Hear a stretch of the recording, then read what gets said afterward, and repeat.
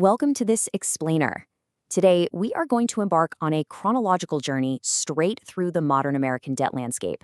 We're going to unpack the data to uncover exactly how our financial burdens shift, evolve, and, as you'll see, heavily compound as we age.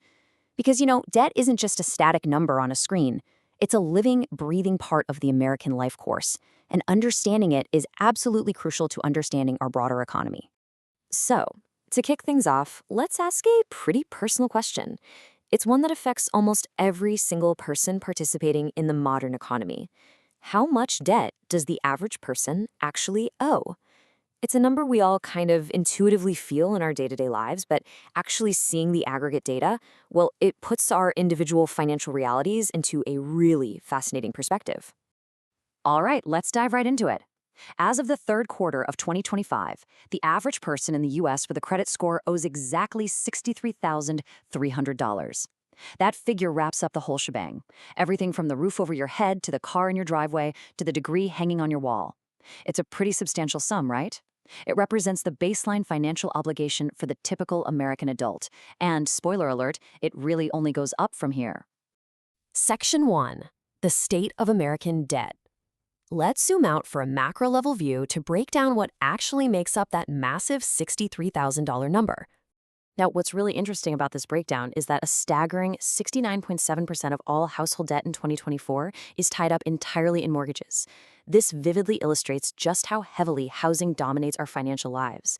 The vast majority of the debt that average Americans carry isn't from, reckless swiping at the mall. It's simply the fundamental cost of securing long-term shelter.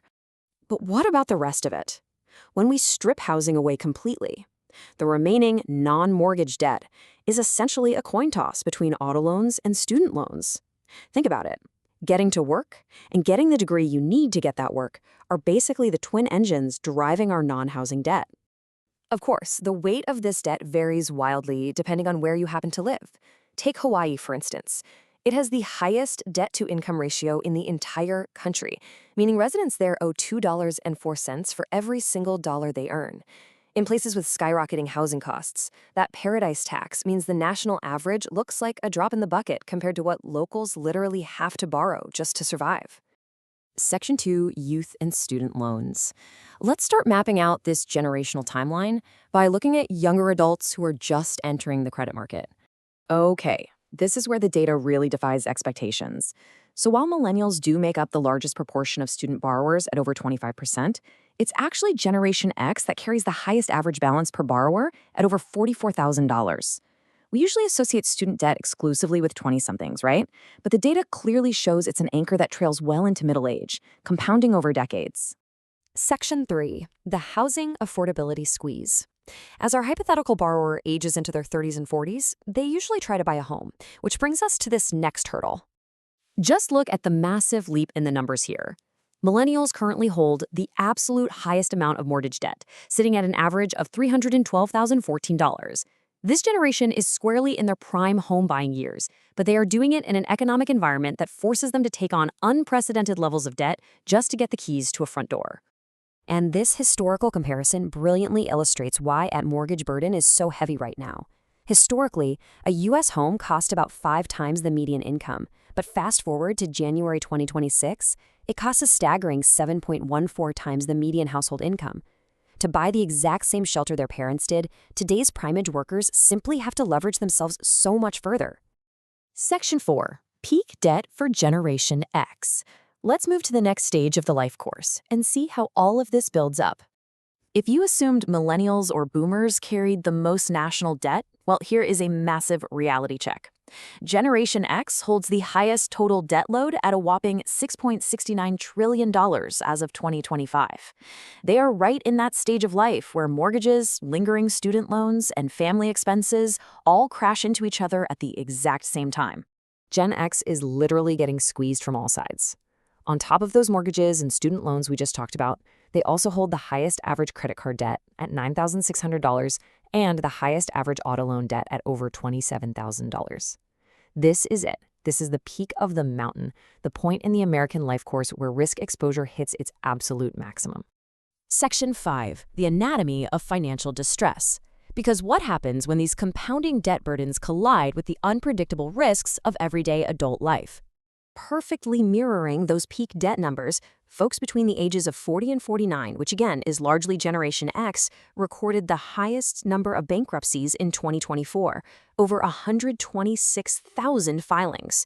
It turns out the moment of maximum debt leverage correlates directly with the moment of maximum financial failure.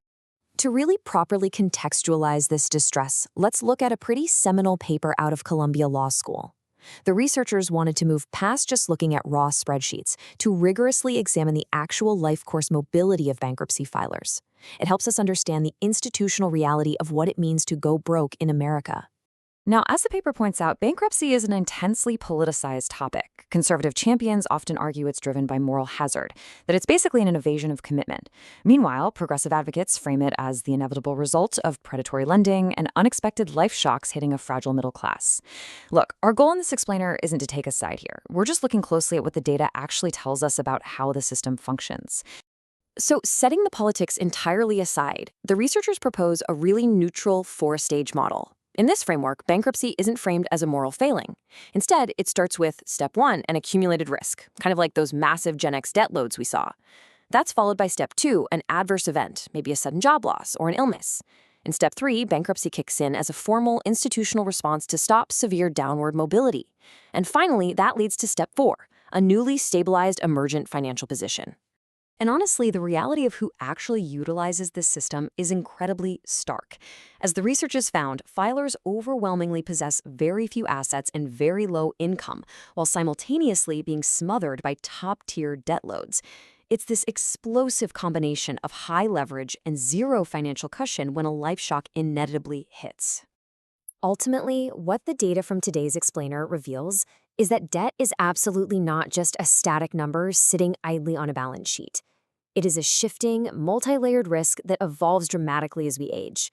We take on education debt in our youth, we compound it with housing debt in our 30s, and we reach this precarious point of peak leverage and vulnerability as we move into middle age. As we navigate our own financial journeys, looking at all of this data leaves us with one vital, truly provocative question to consider. Are we treating debt and financial distress as a series of isolated personal moral failings when the data so clearly shows it is a predictable, systemic life course risk? Thank you so much for joining me on this explainer, and I hope this deeper dive into the numbers leaves you with a much clearer understanding of the true American financial landscape.